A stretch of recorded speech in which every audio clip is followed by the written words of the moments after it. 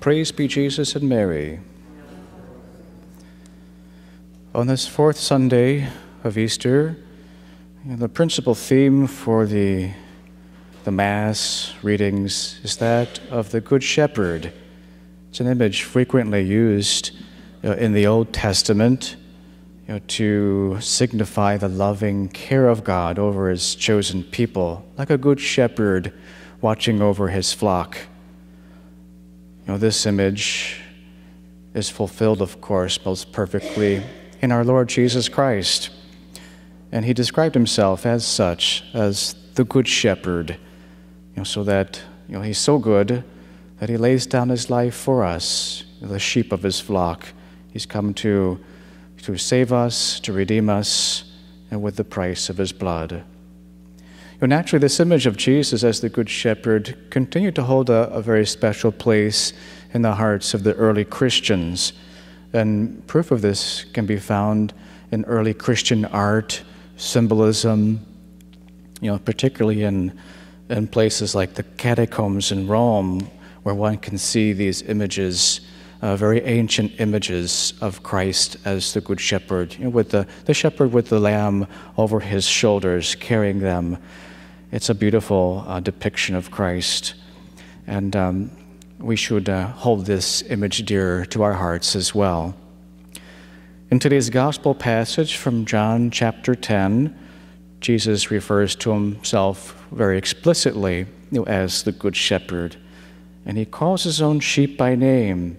They hear his voice, and he leads them out to good pasture. He walks ahead of them so as to guide them and protect them from enemies and make sure they reach the destination of that good pasture. And later in the same chapter, John chapter 10, though we didn't hear it today, the words that immediately follow the gospel passage of today, in fact, Jesus states more explicitly, I am the good shepherd. The good shepherd lays down his life for the sheep.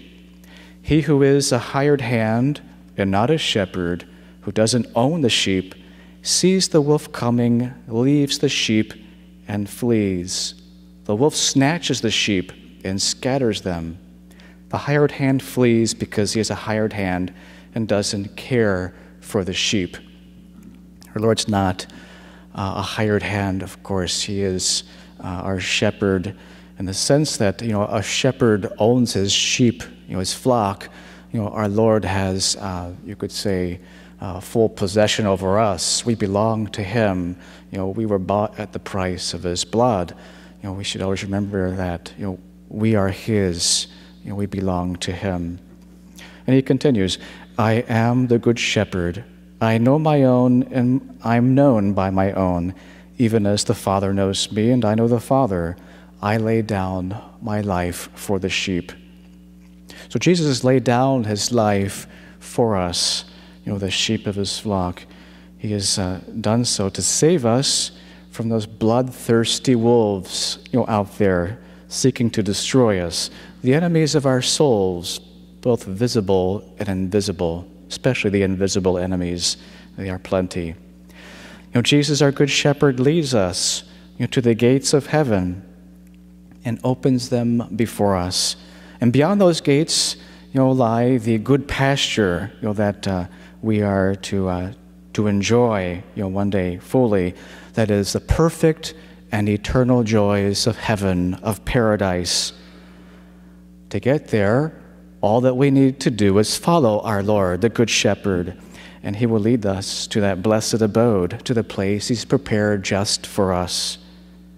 And the path to get there, our Lord has already traced out for us. It is the straight and narrow path, the path of living in accord with his most holy will, the path of his commandments and holy precepts, guideposts, indicators to us, to get to heaven. And along this path, Jesus, our good shepherd, ceaselessly calls out to us, come, follow me. He repeats that over and over again, and we need to hear that over and over again. Unfortunately, we don't always hear this voice of our good shepherd. Other voices, enemy voices, the voices of strangers, distract us, tempt us, entice us, and unfortunately at times entrap us, ensnare us, and therefore we fall off the right path. But Jesus continues to call out to us, and even he has to pursue us, to come after us, so as to free us from those enemy clutches and to bring us back on his shoulders, like the shepherd bringing the lamb back on his shoulders to safe pasture. And he does this especially through that wonderful sacrament of healing, of mercy, of forgiveness, confession, penance, reconciliation. It's a beautiful means to get back on the course. We ought to beware, therefore, of allowing enemy voices, the voices of strangers, to drown out the voice of our good shepherd. For Jesus' voice is not loud and violent as the world's voices, can be, but rather soft and gentle. We need to learn how to listen to his voice, therefore, with a certain interior silence and recollectedness and prayerfulness. We ought to be mindful, too, of this fact that, in a certain sense, we become what we listen to. We become what we give our attention to. We become what we give most importance to. We become what we set our hearts on.